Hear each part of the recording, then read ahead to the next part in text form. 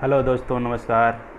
मैं doctor RC. Maurya, medical officer Prayagraj से आपके बीच आज अमृता यानी गिलोय गिलोय एक दिव्य औषधि है जिसको लेकर आपके सामने एक नया वीडियो प्रस्तुत हुआ हूँ। अमृता का बॉटनिकल नेम है टिनोस्पोरा कार्डिफोलिया। फैमिली है इसकी मेनिस्पर्मिएसी। पर्याय: अमृता को विभिन्न नामों से जाना जाता है। हिंदी में इसको गिलोय कहते हैं। संस्कृत में इसको गुड़ची या मधुपर्णी के नाम से भी जाना जाता है। संस्कृत में अमृता भी नाम इसका है। अमृता का मतलब होता है अमृत के समान गुणकारी। ये औषधि इतनी ज़्यादा गुणकारी है कि इसकी तुलना अमृत के समान करते हैं। अगला पर्याय है इसका छिन्न रूहा। छिन्न रूहा का मतलब होता है जिसकी रूह कभी नष्ट नहीं होती। अर्थात अगर ये पौधा किसी पेड़ पर, किसी वृक्ष पर या कहीं चढ़ा हुआ है ऊपर, और हम अगर नीचे से इसकी डाली या इसके तने को काट देते हैं तब भी यह नहीं मरता है। धीरे धीरे इसके कटे हुए अंग से ऊपर से धीरे धीरे पतले पतले रेशे और जड़ें लटकने लगती हैं और फिर ज़मीन से जाकर जुड़ जाती हैं, और जुड़ने के बाद फिर अनुकूल परिस्थिति, अनुकूल वातावरण पाकर ये फिर से अपने आप को रिजुनेट कर लेता है। इसीलिए कहा जाता है कि यह कभी मरती नहीं है।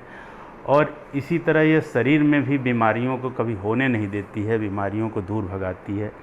इसीलिए इसको छिन्न रूहा कहा जाता है। तंत्रिका तंत्रिका यह किसी भी वृक्ष पर या किसी भी सहारे पर यह इतना तेज़ फैलता है, चारों तरफ फैला हुआ होता है, जिसको देख कर लगता है कि जैसे शरीर में पूरे तंत्रिकाएं फैली होती हैं, उसी तरह ये फैला होता है। इसका आशय एक और निकाला जाता है। जैसे यह खुद अपने आप को चारों तरफ फैलाए रखती है, उसी तरह शरीर में जो नर्वस सिस्टम है, हमारी तंत्रिकाएं हैं, जो वात नाड़ियां हैं, उनमें कोई भी गड़बड़ी या खराबी होती है तो उसको यह रिजुनेट करती है। अमृता यानी गिलोय में नर्वस सिस्टम के नाड़ियों को, नर्व्स को रिजुनेट करने की क्षमता होती है। वो जल्दी उन्हें ख़राब नहीं होने देती। इसीलिए सियाटिका जैसी बीमारियों में या न्यूरोलॉजिकल बीमारियों में जिसमें नर्वस सिस्टम की गड़बड़ी होती है, नर्व कंप्रेशन होते हैं, पेन होते हैं, उन सबों में इसके जो है काढ़े को पिलाया जाता है, इसके स्वरस को दिया जाता है। चक्रलक्षणिका,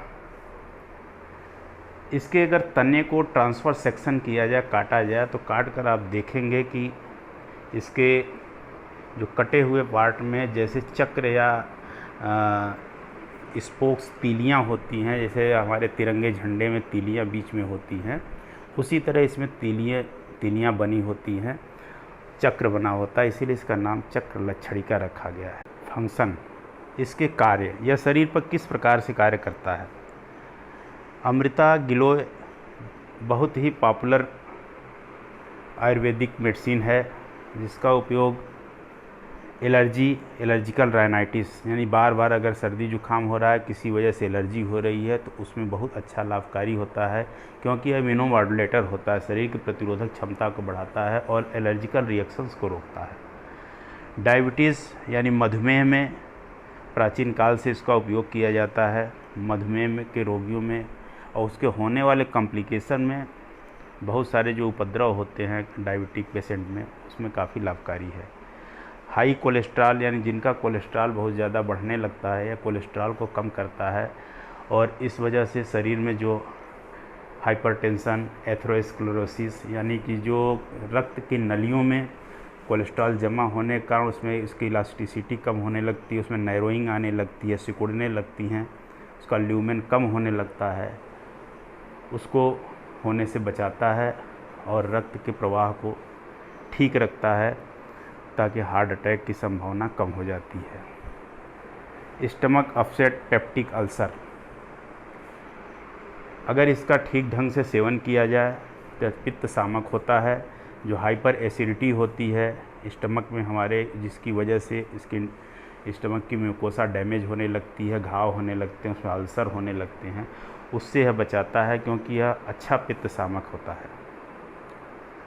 गाउट यानी वात रक्त, जिसमें सीरम यूरिक एसिड बढ़ जाता है। सीरम यूरिक एसिड बढ़ने से हमारे जॉइंट्स में, हमारे जोड़ों में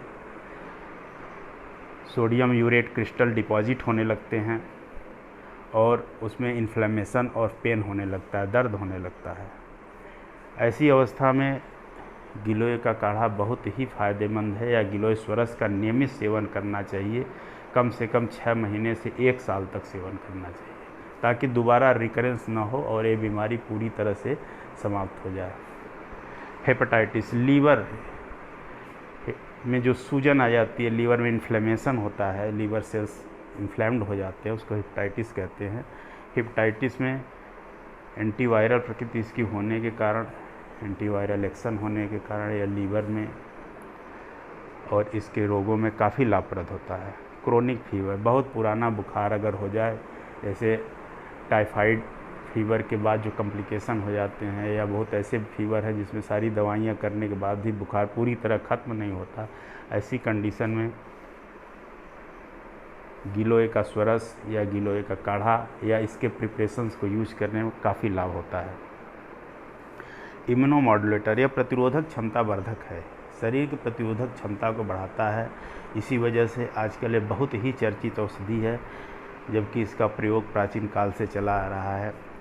बहुत अच्छी बात है, हमें आपको इसका उपयोग करना चाहिए और अपने प्रतिरोधक क्षमता को बढ़ाना चाहिए।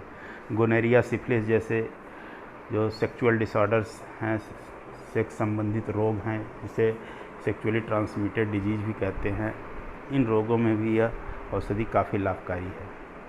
मात्रा,